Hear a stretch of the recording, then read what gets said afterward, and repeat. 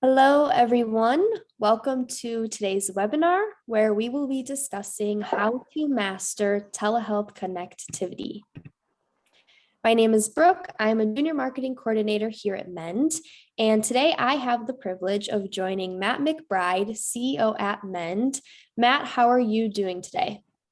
Brooke, I'm doing amazing. It's awesome to be here and excited to be presenting to such a large crowd today. Fantastic. The agenda is packed with information today to maximize telehealth connectivity and ultimately access to care. Matt is going to take us through the problem and solutions for both sides of the visit. Finally, we'll round out today's webinar with a Q&A session. And starting now, you can use that Q&A box at the bottom of your Zoom toolbar, and we'll get to as many questions as we can at the end. All right, let's dive in. Before we present solutions, it's always helpful to clearly understand the problem. Connectivity can involve friction in the process to connect, workflow design, internet connectivity, and more. Matt, providing a frictionless experience is extremely important at Mend and something we have patented. What are common friction points we have removed from the process for patients to connect effortlessly? Yeah, no, you bring up a good point there, Brooke. And I think what our audience will learn today is that connectivity can mean a lot of different things, especially when we're talking to customers. It could come down to workflow, to all sorts of different things. So on the left-hand side of this slide, you can see what the Mend experience looks like, where you click a link, you put in your date of birth, and you can connect in a browser on any device. So just removing as much of the friction as possible. But it's something that could impact connectivity. Could be, maybe a portal that somebody struggles to find, a complicated registration process that maybe somebody isn't able to complete, a login where they're unable to retrieve a password, do things like app downloads, and maybe they don't have enough space on the device, or maybe they don't know how to reset their app store password to be able to download the app, to even technical support. So if they struggle along any of these different areas, how do they get help? How do they get that resolved? And does that happen in a timely manner to still allow a visit to happen and for the visit to connect? So we're definitely going to explore some of the other problems related to connectivity, but friction, that initial sort of those steps to initially even get into the visit, could be creating the connectivity issues.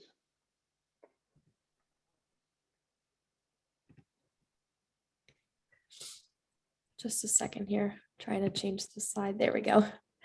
When you start talking about connectivity, the first thought is always internet connection speeds, even though it can mean friction to connect, workflow, etc.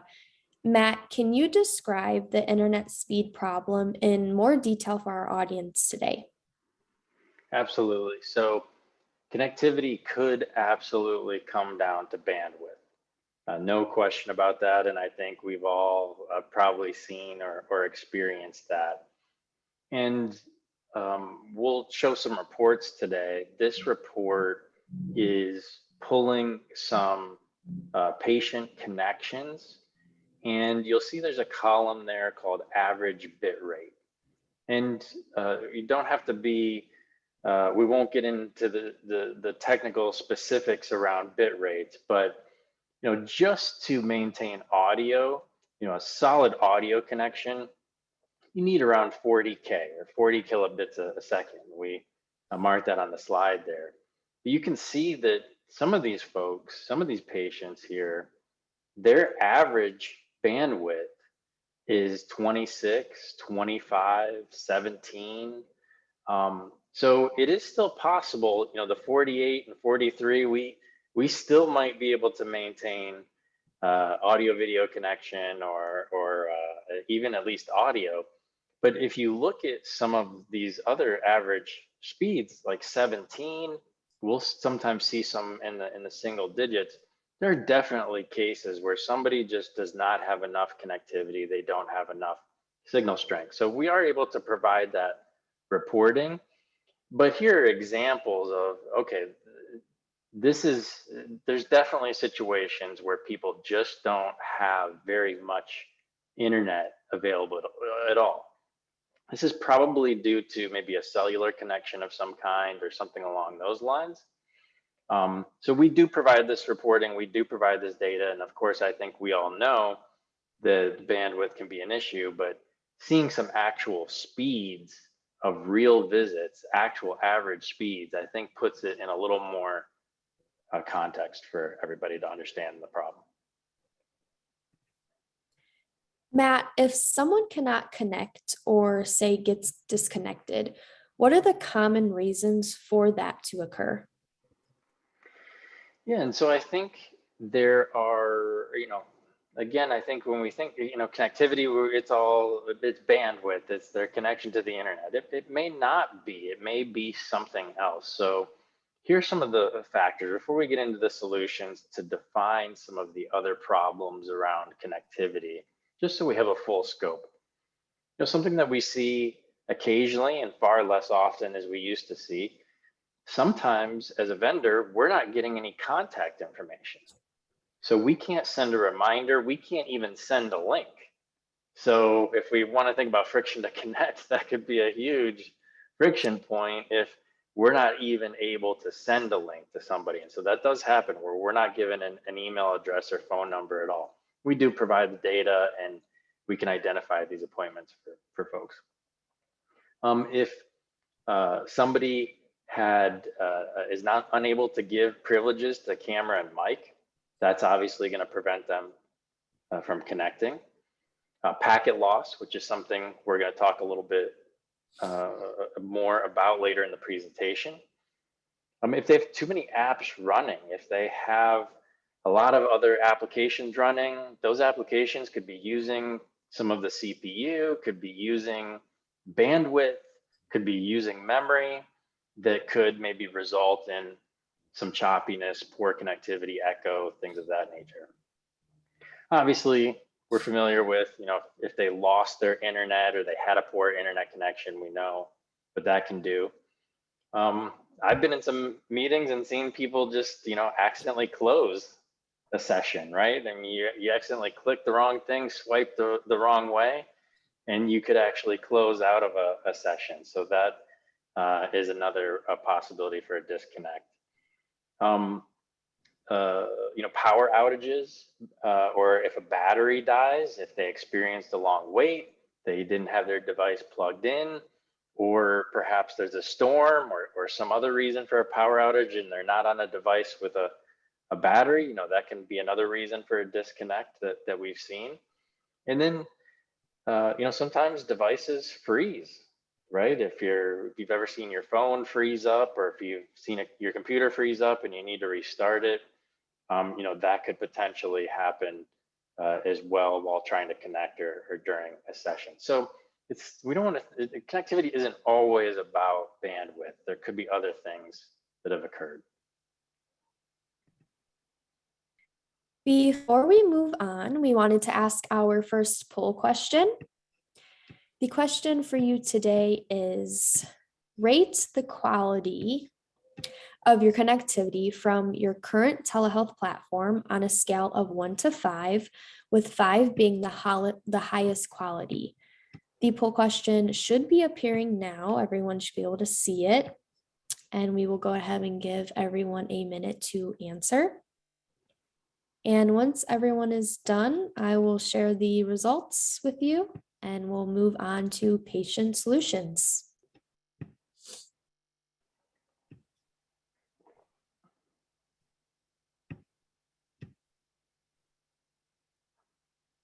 So it looks like the majority of you are rating a 4. A little few of you are rating 3 and 5. No, that's good. There's some 5s in there. It sounds like the majority is rating around a 4, so there's probably some opportunities for improvement. And so I think that's a perfect segue into some of these solutions we're going to discuss here. All right, thank you everyone for answering our question. The ability to connect even on low bandwidth is vital for virtual visits. Matt, how does Mend approach the issue of low bandwidth and how does it stack up against others? Yeah, so Mend can definitely go very low for audio and video. We do have audio fallback capability as well. But sometimes, as we saw in the examples earlier, sometimes there just isn't even enough bandwidth to support audio, or maybe the person's device froze and they got disconnected, so on and so forth. But one of the technologies that Mend has used that is able to help with connectivity is called automated media routing. And what this is going to do is this is going to determine the best type of connection based on what's happening in a session. If it's one-on-one, it's going to adjust the session accordingly and adjust how it connects if it's just 2 participants. If we're a group, if we're dialing in a translator, if we're bringing more people into a call, it's going to dynamically adjust again to better support a group and support that type of activity, that type of connection. So, we do support low bandwidth connections, and we can also route that visit accordingly so that it has the best opportunity to connect given the scenario that's happening in the visit. And it's all automated. Physicians, patients, other clinicians don't have to think about anything. Matt, there is no perfect option out there, but telehealth still outperforms in-person visit show rates by large margins. How should our audience benchmark success? Yeah, so there's a couple benchmarks that we're going to take a look at.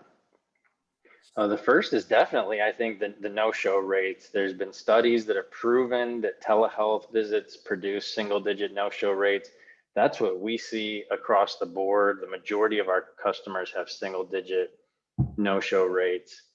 And so, if we were to pull a customer, for example, that had a 4 or 5% no-show rate, and maybe some of the 4 to 5%, maybe some percentage of that, some small percentage was related to connectivity, whether it was friction or bandwidth or workflow or some sort of confusion. If you were to look at productivity relative to an in-person visit, telehealth should outperform every single time, even if there is an occasional connectivity issue. So, if you look at a 4, 5, 6, 7% no-show rate compared to a 23% no-show rate, there's obviously a big difference and still a big improvement, even though, from time to time, some folks are going to have a connection issue. No connectivity is perfect. So I think this is a good way to benchmark and to look at, what's the in-person show rate, what's the virtual show rate, what's the overall. And I think that would help to serve as a good benchmark when really evaluating your telehealth program. Seeing single-digit no-show rates would have a huge impact on outcomes. Matt, what other benchmarks do you recommend to measure success? Yeah, so patient satisfaction is going to be another huge one, because at the end of a visit, everything is really going to be rolled up into those satisfaction ratings, right? From how easy it was to connect, were they able to connect, the quality of the session, the wait time of the session, or the wait experience, the care and the provider experience that they had. So being able to collect patient satisfaction is definitely a key benchmark. During the pandemic, a number of different studies were done around telehealth and patient satisfaction. And you can see from the Healthcare Coalition, 77.6%, and then you've got the National Library of Medicine published a study at 83%. So that kind of gives you some ideas of across the country where the average patient satisfaction rating is for telemedicine. But on Mend, we have a setting we can turn on or off for customers, and at the conclusion of a visit, we can collect and ask on a scale of 1 to 5. We can ask patients to rate their experience, and we can even give them, if they rate it a negative experience, we can ask them for additional feedback, and this is reporting that's available to administrators within the platform. And Mend gets very high satisfaction ratings, especially when we have our enhanced virtual waiting room experience enabled. We see 93, 94% patient satisfaction rating. So that really outperforms where some of the other national averages are at. So if you're not collecting patient satisfaction ratings, that would be another good data point to understand, because maybe there's a patient that had a connectivity issue and got really loud and complained about that, but that may not be happening all the time in your program. You may find that 90% of the time, 95% of the time, patients are satisfied with their visit. That would be a good data point to know, to really help you guide your telehealth program. Matt, the enhanced virtual waiting room experience is extremely unique to Mend and certainly one of a kind. Can you explain this innovative waiting experience that Mend has created? So across our entire platform for 2021, we saw 19 years of total wait time. So all the millions of visits that we do, we saw 19 years of total wait time. And what that broke down into was about 13 and a half minutes of wait time on average for a telehealth visit. So that is a prime opportunity when you have somebody fully engaged, where you can provide an experience like we've built. You can provide content about your organization, what you're doing in the community, other services that could be valuable to them. And then we have content built in that has, how to meditate, healthy eating, all sorts of educational content that they can look at while they're waiting.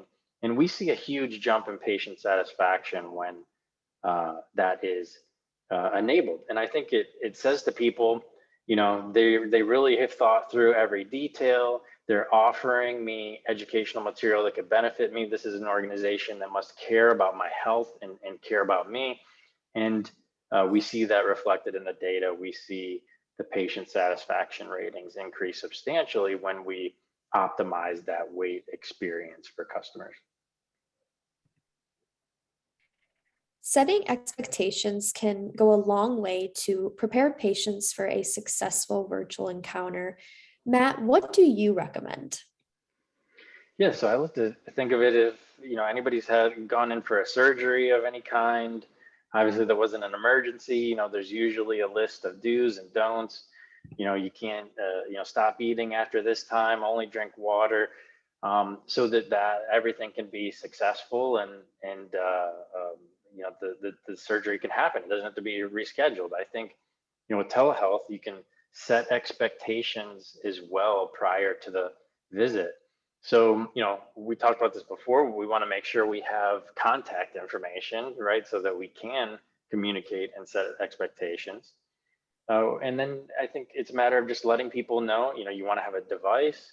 You may want to recommend a quiet location so the patient isn't in the supermarket, and maybe that's very distracting to the provider.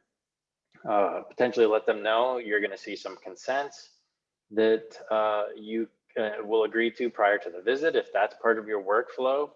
Maybe let them know how they're going to connect. You'll get a link, you'll put your date of birth in, you'll be in a waiting room for 13 and a half minutes on average, which is what we see. Let them know there could be a wait, and the provider will then join you, or maybe you have a different workflow where somebody will meet with you, check you in, and get you ready to be seen by the provider.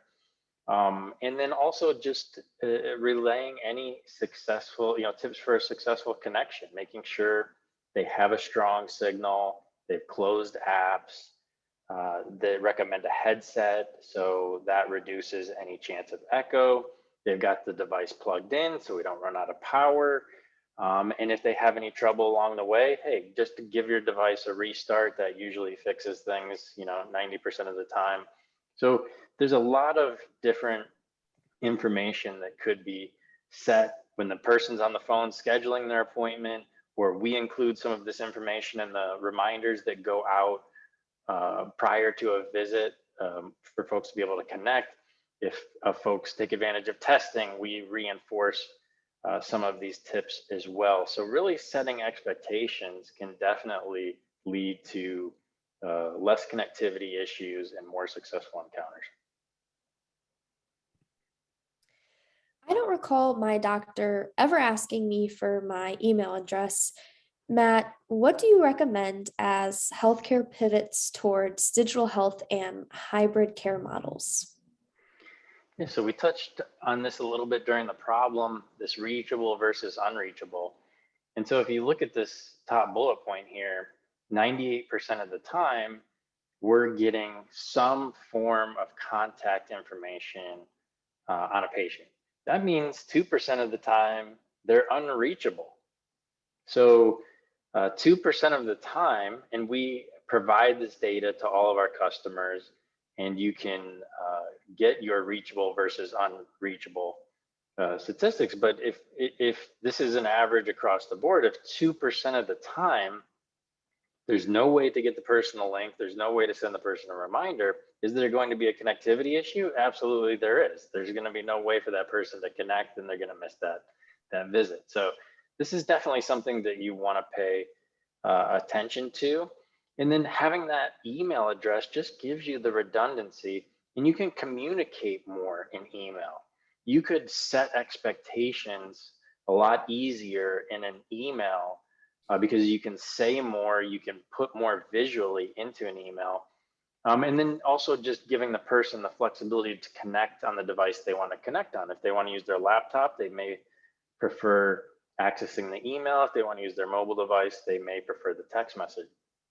So, making sure that you have that contact information is definitely going to help solve some connectivity issues.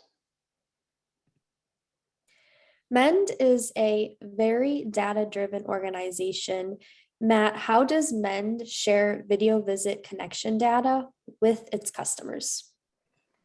Yeah, so here's an example of what's available on the appointment for providers and staff, right? So this isn't something a patient can see, but this is all of the connectivity here. We've got audio, video, packet losses tracked. If any errors happened, you can see the bandwidth. You can see in these with these participants here, one person was around 2,500K a second. The other person was around 1,500, pretty steady throughout the session. And so if somebody was having trouble connecting, or maybe a patient no-showed, but they're saying, "Oh no, I tried to connect, but I had trouble," we would be able to see that in this data that we make available on the appointment. This is also something that's available while a staff member, a clinician is in the middle of a session. So we really make this data available. So if there is an issue, you can go in and see and take a look at that and understand a little bit better what happened and what that connectivity looked like. You may not see a patient connected at all, right? Well, maybe that is workflow, friction to connect, some other issue. So we do provide this bandwidth data, and that can definitely help understand what's going on. If there is an issue, in the rare cases where there is an issue, this can help provide that transparency to know what happened. With any technology, we know it doesn't always work 100% of the time. Matt, what do you advise around providing technical support to patients? Yeah, so, some folks aren't always going to read everything if we're trying to set expectations. They may be joining with only a couple minutes to spare. And we're really, with telemedicine, we're really talking about something that's time sensitive, right? We have a scheduled appointment. The provider is going to be available at that scheduled time, or maybe a little bit after that scheduled time. And, they've got a lot of other things going on in other patients to see. So if somebody, in a rare case, somebody does have a little bit of difficulty connecting to a visit, being able to have a tech support option is definitely going to mean that more visits are going to happen, and being able to provide that technical support in real time. So you can see not many encounters need tech support. So we're talking about maybe a 0.5% or something like that. But again, that is still meaningful. It's meaningful in terms of helping more people, maybe additional revenue to the business. So being able to have that technical support will definitely mean more visits will happen. So we respond within an average of 15 seconds. So pretty real-time support. And then we do have AI, automated resolutions as well. That's an option for just the more common types of issues that somebody could experience. So there's always help just instantly available. And this is definitely going to mean that more visits are going to happen, more people are going to get help. Med is a platform that works on very low bandwidth connections, but some small percentage of people can still struggle. What does the future hold for this problem? Yeah, so we have developed a new report that looks out into the future of appointments that are scheduled, and then assesses a risk factor on appointments where somebody could have an issue connecting. So types of things that we look at, this is a new report we're about to release. It's ready to go. We're just planning a release date on it. So if you're a current customer, you'll probably see this in September. But basically we can look at all the appointments. We can look at the history. Has this person done a visit successfully? Have they tested their connectivity? Do we have their contact information, right? We can take a look at a lot of these different factors and really start to pinpoint some people that might struggle to connect, or pinpoint problems proactively before the visit happens. So this is definitely going to lead to better connectivity, right? If you know this is somebody's first time ever using the system, that may be somebody we really want to set expectations with. Or here's an appointment, there's no contact information on file. Well, that's an easy connectivity fix right there. Let's get the contact information and make that visit happen. So this is a new report that we've developed. And so it'll be available in a report, and then we're going to look to have some automated interventions based on those risk factors in the future. But definitely taking a more proactive stance ahead of the visit is definitely going to improve connectivity. Okay, it's time for another poll question. And this is, what telehealth solution do you have in place today? Everyone should be seeing the question appear here now. We'll give everyone another minute to answer. And the options here are enterprise grade telehealth platform, patient portal, manual video conferencing solution, non-HIPAA compliant solution, or no solution in place yet. And once everyone is done, I will again share the results with all of you, and then we'll move on to finish today's presentation.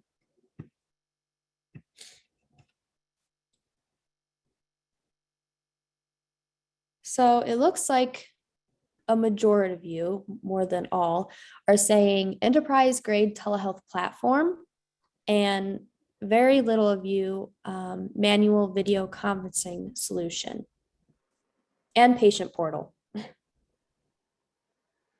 Well, that's awesome, because I know we asked this question months ago, earlier in the year, and there were a number of folks still using non-HIPAA compliant solutions, which is eventually that waiver is not going to stick when the public health emergency ends. So that's good to see that things have moved into a more compliant direction there. Yeah, and everyone, thank you so much again for participating in our questions today. Moving on here. These days, the provider can conduct a virtual visit from anywhere. How should a provider's physical space be addressed, especially as it relates to the home office? Yeah, so one of the most important sides of the equation when it comes to connectivity is the clinician's side, because if they had a bad internet modem, if they weren't set up properly in the office on your firewall, or they just don't, that we've seen customers, this particular location just doesn't have strong bandwidth, and they need to have the internet provider come out and fix that. They're not getting the bandwidth that they paid for. The provider side can affect every visit. So making sure that they have optimal connectivity, whether they're at home, whether they're in different locations throughout your organization, if they have an issue, it could impact all of their appointments, and it may not be the patient side at all. So we want to make sure that they have good equipment, camera and microphone, preferably a headset, to reduce the chance of any echo. Typically echo is caused when an external speaker is being picked up by a microphone in close proximity. So this laptop that I'm on right now, I'm on a headset, but there are speakers by the keyboard, and there's a microphone above at the top of the screen. So if I turn my speakers up too loud, that could create an echo. So using a headset, making sure that their environments are HIPAA compliant with no windows, things like that, that everything is tested to make sure there's no firewall, antivirus software, or device management software that's blocking anything, that they've got quality lighting. And then also, they should know how to get support if they need any instant technical support. What should they do if they do have an issue? Who should they contact? And maybe even what's plan B? What's a backup option, which we're going to talk about here in a few more slides. So just think about that, and we're going to show some reports so that you can monitor a provider's connection, but just keep that in mind. Their connectivity can really have an impact. So the provider side has to be perfected at all times. Making sure clinicians have optimal connectivity is extremely important. Matt, how can customers use MEN reports to monitor provider connections? So at the beginning of the presentation, we showed some patient connectivity reports. This is an example of a provider connection report. So what this is doing is, over a period of time, it's pulling in the average bit rate. And you can look at this in different ways, by user, by appointments. There's different ways to slice and dice the data. But what we've done here is pulled one by provider. And you can see, if we just focus on that average bit rate column, and just think back to, all right, we need at least 40 for audio, and we probably should have at least 100 kilobits. For a provider, we should see much higher than that. But just to kind of give you something to benchmark against for the numbers that we're showing on the screen, this is something that an IT person could pull, an IT help desk could pull, and be able on some sort of regular cadence, look to check the connectivity of all the providers to see if there may be an issue. Because again, it may just be an issue with their home internet equipment. So you can see here on our list, most of the providers are doing just fine, but we've got one at the bottom that's at 314. Now 314 isn't going to cause an issue. It's well above the 100 that we want, but it's not optimal, right? Everybody else is at almost at 1,000 or higher. So again, this is a chance to take a proactive stance here and see what's going on with that particular user to see if we can make improvements. So having this type of data available is going to be really important to monitoring the provider side, making sure that they have optimal bandwidth so that their connectivity, we know their connectivity is solid, because again, if the provider side has an issue, it could affect all the appointments. Matt, on the last slide, you briefly mentioned packet loss. What is packet loss and how can it be prevented or fixed? Yeah, so packet loss we've kind of touched on this on some different slides. What is packet loss, right? If maybe that's come up or you've seen that in some of the connectivity data. What that is we're taking as data moves through, from your computer and through the internet, and now you're seeing our presentation on your machine. This data gets split up into packets, and these individual packets get sent across the networks, and then they get reassembled on your computer, and now you can see the slides and see me and hear Brooke. But sometimes some packets can get lost, and if this rate gets high, this packet loss sort of reaches certain thresholds, it can cause connection issues, echo. So it definitely has a role to play in connectivity, especially as we're talking about streaming in real time audio and video. So things like network congestion, the type of network equipment, or even software bugs, or potentially even like a weak wireless or Wi-Fi signal. So cellular connections, Wi-Fi connections, if they're not strong, if we get a little too far away from our router, that's obviously, all the packets aren't going to make it if we have a weak signal. So what can you do to avoid this? So, any providers that, are high utilizers of telehealth, restarting their equipment on a regular basis that they use for video, restarting any network equipment, especially home network equipment. You may have commercial grade network equipment in particular locations, but at home, I think we've all experienced some sort of internet or connectivity issue at home with a cable modem or a router or something. So making sure that equipment gets restarted on a regular basis can help prevent connection issues and packet loss.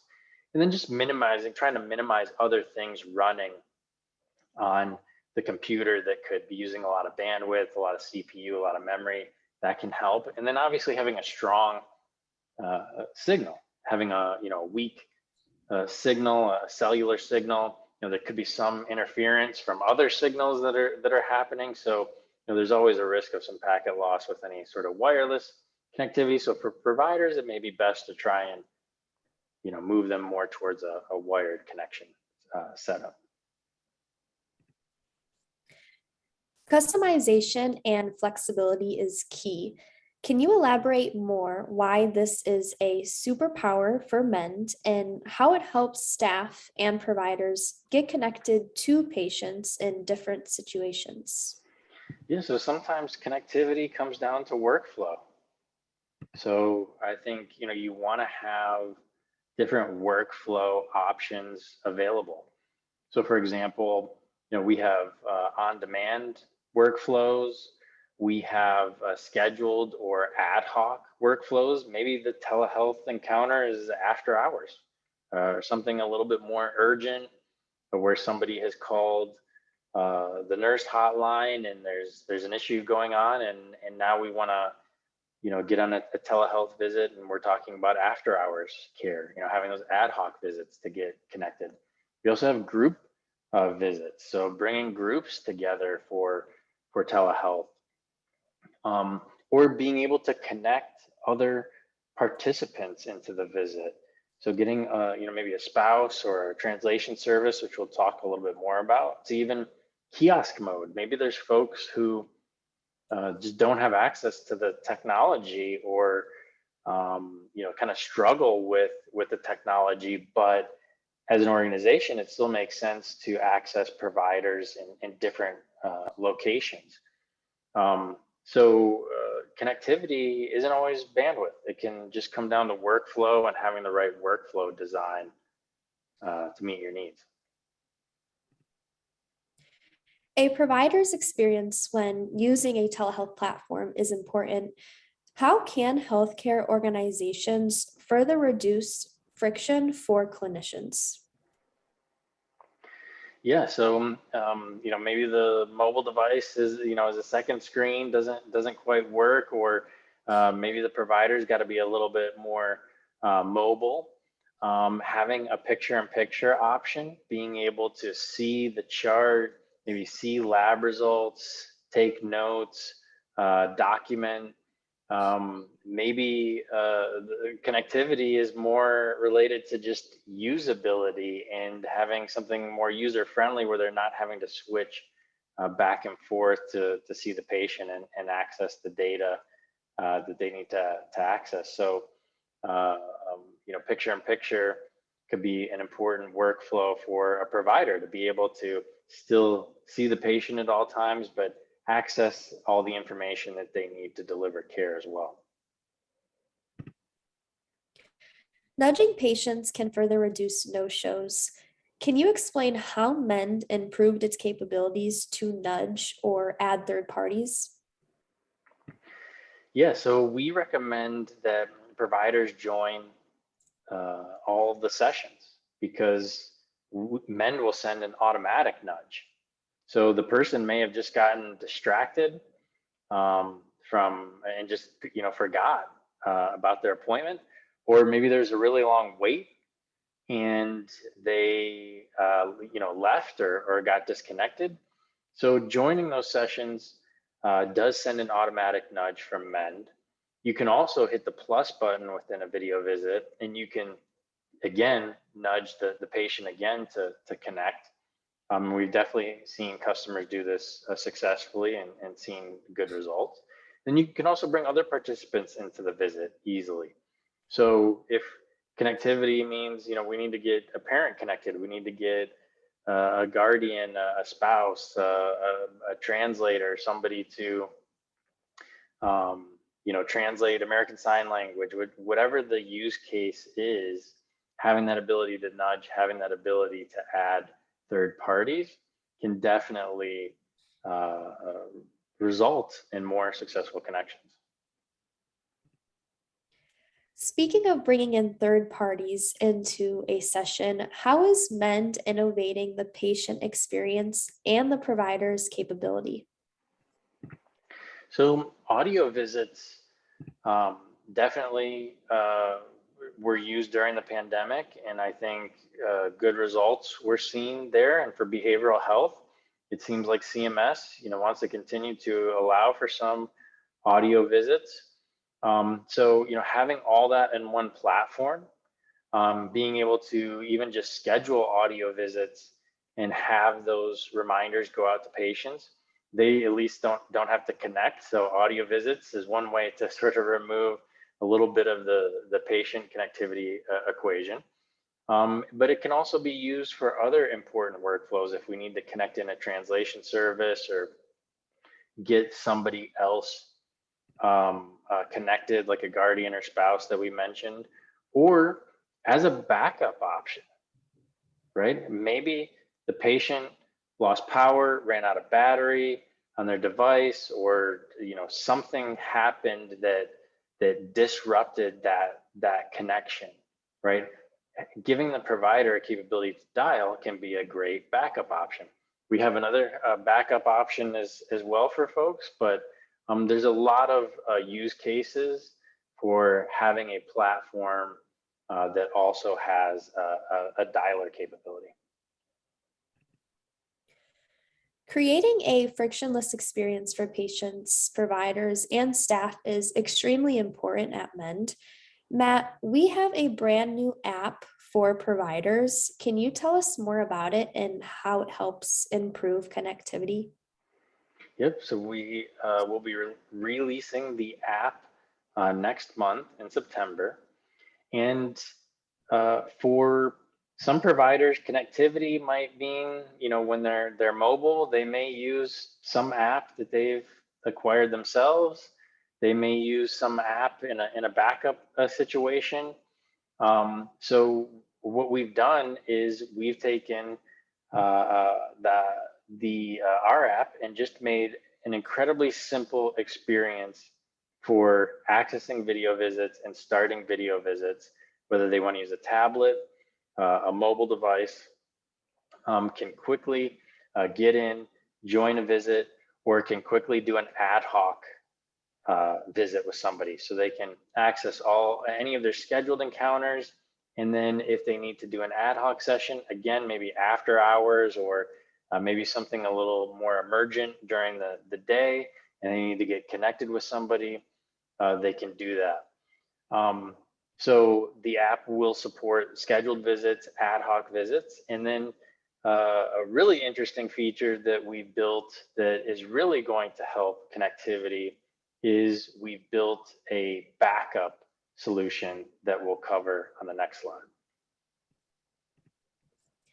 Technology doesn't always work perfectly all the time. What has Mend developed to give customers a solid plan B?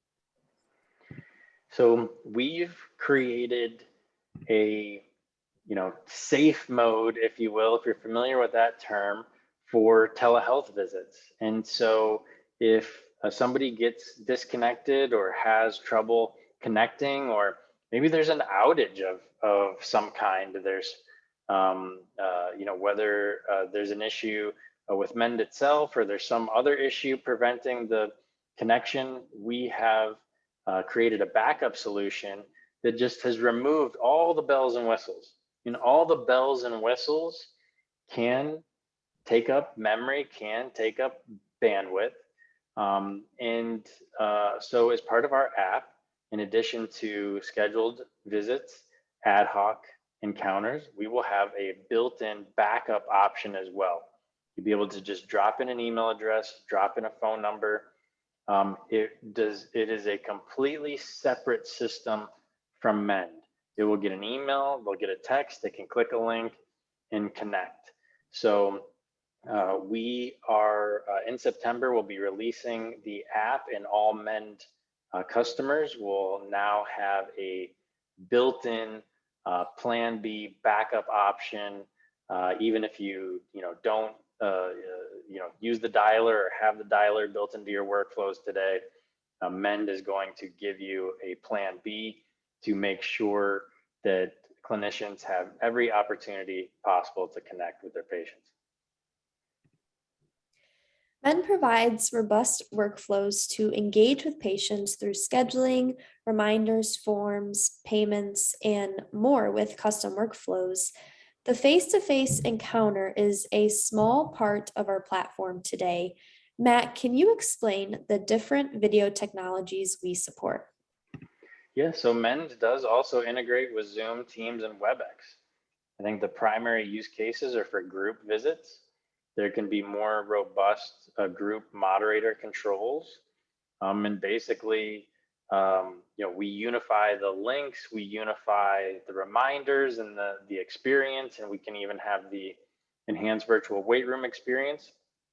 But then at the time of the visit, they'll be moved into the Zoom link, the WebEx, or Teams. So we've seen some use cases for customers across group visits, and we've even seen some use cases for customers across one-on-one visits as well. So sometimes part of connectivity and creating the optimal situation for a connection is being agnostic, and using the right technology, using the right tool for that particular situation and that particular circumstance. So we are able to work with other video vendors as well. Before we get to the Q&A portion of today's event, our audience may or may not know that Mend is a complete patient engagement platform for in-person, virtual, or any type of visit. Matt, can you explain this further for our audience today? Yeah, so whether the visit is in person, virtual, we've got phone visits, we've got appointments where social workers are going out to meet with folks at their particular location. Mend is really an end-to-end patient engagement solution. So whether we're talking about having the patient schedule their own appointment, be reminded of that appointment, be able to confirm, reschedule, cancel from those reminders, complete forms. We have a new digital check-in process that we're working on. We have payments, whether before the visit or after the visit, that our customers have asked for, that are really exciting, and is a fully automated text and email patient payment solution, to helping with the video, with the visit itself. If we're doing telemedicine, we've got to actually run the visit and bring the participants together in a secure setting, to follow-ups after the visit for post-visit feedback, surveys. Again, we talked about payments, but we can collect any outstanding balances after the appointment. So Mend is really, with one integration, one partner, you can really create one end-to-end patient engagement experience for your organization. If you are looking for more informative content, we keep a library in the resource section of the mend.com website. In June, Matt authored a webinar and ebook titled Telehealth and Patient Engagement, a look into the very near future. Mend has the most exciting vision for the future of patient engagement that you do not want to miss. Simply navigate to mend.com, click on resources, and you can access all of our on-demand content. In our white paper section, we have brand new content titled COVID-19 Pandemic Study, How Telehealth Reduced No-Shows and Boosted Patient Satisfaction. For those in our audience interested in this content, just go to mend.com, click resources, and then click white papers. And that brings us to our Q&A session. I see a few questions here from our audience. Chrissy is asking, could we get a copy of this slide deck, please? Mahalo. Yeah, Chrissy, thanks for attending another event. And I know we participated in one of your events this week, but yes, we can provide the slides. And then we've also got an ebook that has more than just the slides. We have some of the context and some of what I have been describing. We have the ebook available as well that we will provide to folks. And then Chrissy has another question. On the video stats report, could you share again what the minimum bitrate would be for connection? Example, my report of providers shows some with a 15.51, a 2.3, and 24.81. Yeah, I would think working with your account manager to just make sure that we're looking at that report correctly. those numbers sound really, really low, but you should be able to go in there. You should be able to pull an average bit rate over a period of time. Look at the providers specifically. If you do really have providers that are as low as 15, 2, and 24, there's definitely a problem there. There's definitely an intervention that needs to happen. So if you are able to work with your account manager, we can just verify that information. They'll probably work with our implementations team. We'll verify the data, and we'll be able to help you pinpoint who might actually need some help there and have bad connectivity. Okay, Tom asked, do you have reporting available for poor connections? Yes, so we have a number of different reports that are available. So pretty much all of the data, you would be able to pull it on an appointment level. We showed that graph. We have all sorts of connection details. So we have the connectivity summed up by connection times. How long was a staff or provider member connected? How long was a patient connected? What was the overlap time? So we have that, and then you can drill into specific users, specific appointments. You can look over a date range and see what the average bit rate was over a period of time. We even have any video errors that have happened. There's a report for that as well. If we are capturing patient satisfaction scores, we have reporting and data available as well in our reports. So if we have a piece of data, we'll share it with you. All right, and Madeline has a question. When is the new provider app available? Yes, so right now we're looking at a release date in September. So I think worst case, end of September, best case a little earlier in September. So we're just finalizing our release candidates now, and we'll be looking to release that next month. All right, awesome. And thanks again, everyone, for your questions. That concludes our webinar for today. I just wanted to thank everyone again for tuning in and joining Matt McBride and myself today. It's always a pleasure discussing this with you, Matt, and we hope everyone tunes in again next time. Thanks, Brooke. Thanks, everybody. Have a great day. Bye.